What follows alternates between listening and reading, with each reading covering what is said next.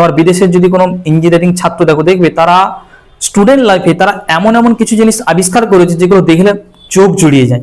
এর কারণটা কি? এর কারণ হচ্ছে ওদের ওই কলেজগুলোতে, ওদের ওই ইউনিভার্সিটিগুলোতে তারা ইমপ্লিমেন্টেশন বা এক্সিকিউশনকে ভেরি ভেরি গুরুত্ব দেয়। মানে তারা যে বিষয়টাকে শিখছে সেটাকে তারা বাস্তবায়ন করছে, এক্সিকিউট করছে। কিন্তু আমাদের ইন্ডিয়া সিস্টেমটা হচ্ছে আমরা যে থিওরিটা শিখছি সেটাকে জাস্ট আমরা অ্যাজ ইট ইজ মুখস্থ করে শিখছি শুধু পরীক্ষাতে নাম্বার পাওয়ার জন্য। ক্লিয়ার? আর যার ফলে ওই সাবজেক্টটার সাথে আমাদের কিন্তু ভেতরকার যে ইন্টারনাল যে রিলেশন, কানেকশন বা মিথস্ক্রিয়া সেটা তৈরি হচ্ছে না। আর যার ফলে এই অসম্পূর্ণতার কারণে আমরা শিক্ষা শেষে অদক্ষ হয়ে যাচ্ছি। আমরা শিক্ষার শেষে আমরা দক্ষ হতে পারছি না, ওই সাবজেক্টটা আমরা এক্সপার্ট হতে পারছি না।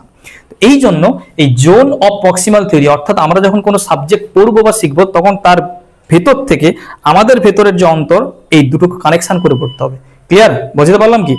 এর ফলে দেখবে তোমরা ওই বিষয়টার প্রতি তোমরা দক্ষ হবে এবং ওই বিষয়টার সাথে সাথে তোমরা কিন্তু নিজেদেরকে আরো ডেভেলপ করতে পারবে। ক্লিয়ার? আর এর সাথে শিক্ষকের দিক নির্দেশনা নিতে হবে। ক্লিয়ার?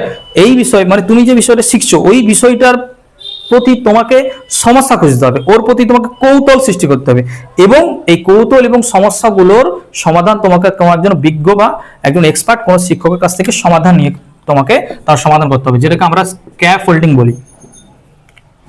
যেটাকে আমরা কি বলি? স্ক্যাফোল্ডিং বলি। ক্লিয়ার? দিক নির্দেশনা, যেটাকে আমরা স্ক্যাফোল্ডিং বলি। তো এই স্ক্যাফোল্ডিং হচ্ছে যে কোনো একটা দিক নির্দেশনা যেটার মাধ্যমে আমরা কোনো শিক্ষকের কাছ থেকে, যিনি ওই বিষয়ে এক্সপার্ট, তার কাছ থেকে আমরা দিক নির্দেশনার মাধ্যমে ওই নির্দিষ্ট বিষয়ে সমস্যার সমাধান করব। ক্লিয়ার? এইভাবে যদি আমরা একটা সাবজেক্টের সাথে কানেক্ট করে যদি আমরা পড়াশোনা করতে পারি তাহলে দেখবে আমরা ওই বিষয়টা শেখার পর আমরা ওই বিষয়ে দক্ষ হতে পারবো। ক্লিয়ার? তো আজ থেকে তোমরা কিন্তু এইভাবেই পড়াশোনা করবে।